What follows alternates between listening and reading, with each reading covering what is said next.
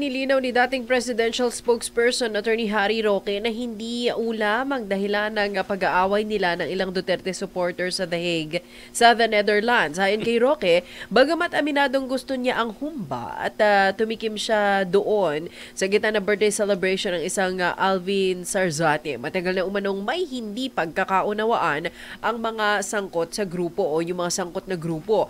Hindi naman direktang tinukoy ni Roque kung tungkol ito sa politika, pero ginawa umano niya ang lahat para mapag-isa-isa o para mapag-isa silang lahat. Ngunit pati siya ay tinitira na rin dahil parang gusto umano nila na kumampi sa kanila. Paglilinaw din ni Sarsate, hindi nag-aaway-away ang kanilang grupo ng dahilan sa ulam o dahilan sa humba. Nagkaroon lang ng hindi pagkakaunawaan sa usaping politika ang ilan nilang kasamaan sa gitna ng birthday celebration. Hindi naman o humingi naman umano ng paumanhin kay Sarzate si Roque matapos ang insidente.